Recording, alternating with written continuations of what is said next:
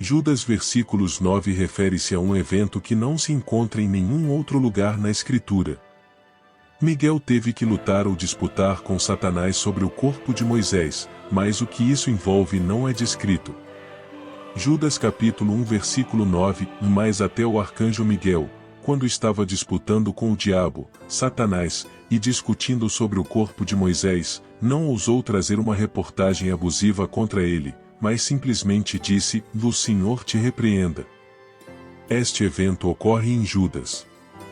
Aqui Judas compartilha conosco um incidente que não se encontra em nenhum outro lugar na Bíblia. A pergunta naturalmente surge: de onde ele obteve essa informação? Alguns dizem que a informação foi transmitida por tradição. Isso pode ou não ser verdade. Não temos conhecimento definitivo do motivo da disputa entre Miguel e Satanás sobre o corpo de Moisés. Não é provável que Satanás quisesse saber o local para que pudessem construir um santuário lá. Então, Israel se voltaria para o estímulo idólatra dos ossos de Moisés. Como representante angelical do povo de Israel, Miguel se esforçou para preservar o povo desse tipo de idolatria, mantendo o local de sepultamento em segredo. Daniel capítulo 10 versículo 21, Bíblia amplificada. Mas eu, Gabriel, vou te dizer o que está escrito na escrita da verdade. Não há ninguém que permaneça firme comigo e se fortaleça contra essas forças espirituais hostis exceto Miguel, o príncipe de vocês, o guardião de sua nação. A mera menção do nome Moisés desperta diferentes imagens nas mentes de diversas pessoas. A morte de Moisés está envolta em algum mistério na Bíblia. Sabemos que ele morreu aos 120 anos, mas seus olhos não eram fracos nem sua força se foi. Apesar de sua idade, Moisés ainda estava em seu auge quando foi chamado para casa. Moisés foi impedido de entrar na terra prometida por causa de sua desobediência nas águas de Meribá-Cádiz. Ele liderou os israelitas até a beira de Canaã e teve um brilho da terra, mas não lhe foi permitido entrar nela. No final da vida de Moisés, Deus lhe deu um vislumbre da terra pelo que havia deixado o Egito. Moisés subiu o Monte Nebo, das barragens de Moabe, até ao topo de Pisga. O Monte Pisga tem uma elevação de 1.371 metros. Isso é quase 1 milhão. Não há muitos homens de 120 anos que possam subir uma montanha a quase 1 milha de altura e sobreviver para contar a história. No entanto, Moisés pôde. Ele conseguiu escalar com as mãos. Não havia larga trilha o suficiente para Moisés e ele não precisava de uma de qualquer maneira. Se você está se perguntando em que condição ele estava, o feito lhe dirá. Ele sabia que passaria para o outro lado, pois Deus lhe havia dito. E Deus já havia designado outro homem, Josué, em seu lugar antes de sua morte. A pesada responsabilidade de guiar a nação foi retirada de seus ombros pela primeira vez nos últimos 40 anos de sua vida. Moisés podia dar cada passo na encosta com facilidade.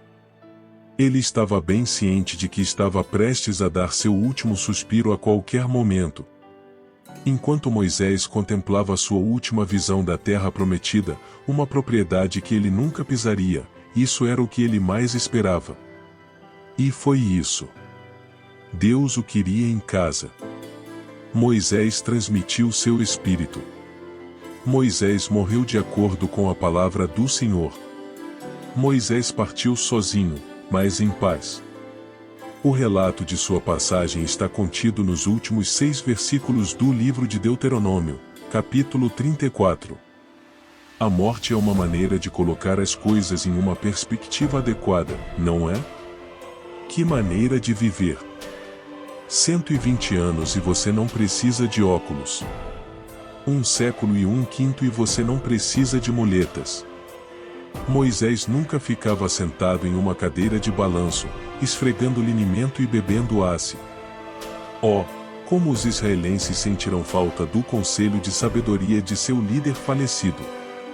Seu trabalho entre eles mexeu tanto com suas emoções que levou um mês inteiro para lamentar sua partida depois que ele os deixou. Mas finalmente aquela manhã chegou ao fim.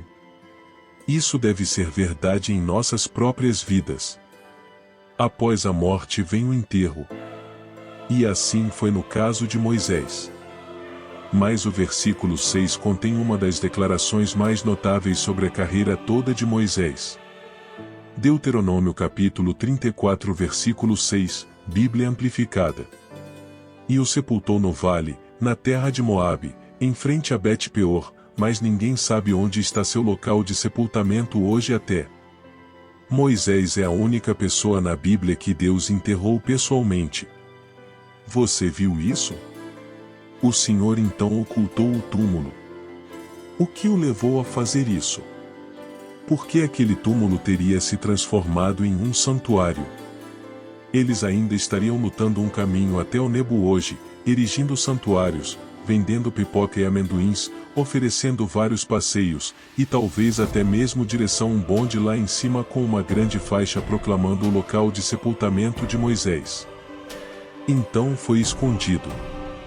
Isso é tão crucial para o Senhor que até mesmo provocou um confronto angelical. Mas o ponto importante é este.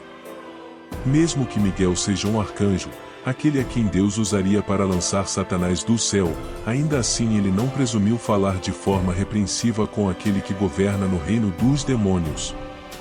Ele deixou toda essa repreensão para Deus. Apocalipse capítulo 12 versículos 7 a 9, Bíblia amplificada. Houve guerra no céu. Miguel, o arcanjo, e seus anjos lutando com o dragão. O dragão e seus anjos lutaram, mas eles não eram fortes o suficiente e não prevaleceram e não encontraram mais lugar para eles no céu. E o grande dragão foi lançado fora. A antiga serpente que é chamada o Diabo e Satanás. Ele que continuamente engana e seduz todo o mundo habitado. Ele foi lançado na terra e seus anjos foram lançados com ele. Miguel, o arcanjo, é retratado na Bíblia nos textos de Daniel, Judas e Apocalipse como um anjo guerreiro que luta em combate espiritual. A palavra arcanjo significa anjo do mais alto grau. A maioria dos anjos na Bíblia é descrita como mensageiros.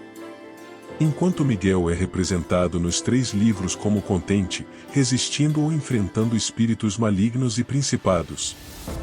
Miguel é o nome do arcanjo. Esse nome implora a pergunta: quem é complicado a Deus? Miguel nos é apresentado pelo profeta Daniel. Miguel decidiu-se a julgar precipitadamente. Em vez disso, ele simplesmente anunciou a repreensão de Deus. A linguagem dessa repreensão coincide com Zacarias capítulo 3 versículo 2. Onde o Senhor repreende Satanás por suas acusações contra Josué, o sumo sacerdote. Zacarias capítulo 3. Então ele me mostrou Josué, o sumo sacerdote, diante do anjo do Senhor e Satanás em pé à sua direita para se opor a ele. E o Senhor disse a Satanás: o Senhor te repreenda, Satanás. O Senhor que escolheu Jerusalém para te repreender. Apesar de seu grande poder, Miguel permanece completamente submisso ao Senhor. Os anjos justos têm uma posição e são submissos à autoridade. Considerando a força de Miguel, a submissão do arcanjo a Deus é ainda mais bela. Podemos ver que a submissão nunca tem a intenção de tirar a força, o propósito ou o valor de um indivíduo. A força de Miguel, o arcanjo, não estava em questão na última menção de Miguel, o arcanjo, aparece em Apocalipse capítulo 12 versículo 7, quando Satanás é expulso do céu. Miguel e as forças do céu derrotaram o dragão, Satanás, e o diabo é lançado na terra. Lá enfurecido, Satanás partiu para travar a guerra contra aqueles que guardam os mandamentos de Deus e se apegam ao testemunho sobre Jesus. O confronto é um mal necessário.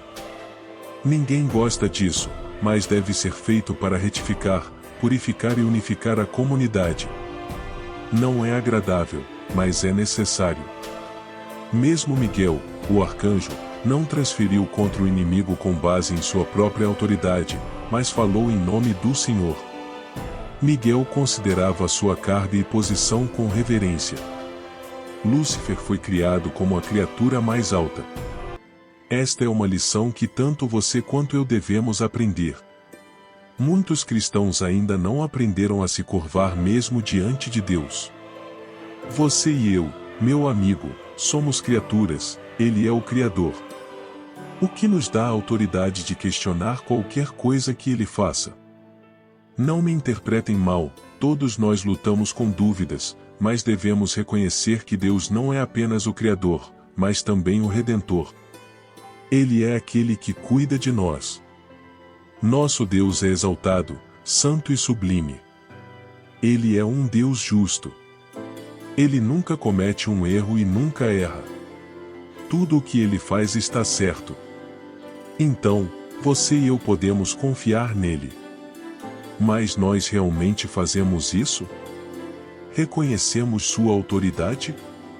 Valorizamos a sua pessoa? Quando os homens forem chamados a prestar contas, o Senhor Jesus Cristo dirá: vocês disseram, Senhor, Senhor, mas não fez o que eu ordenei. Cada um com seu próprio caminho e fez o que achou certo aos seus próprios olhos. Esta é a imagem da humanidade.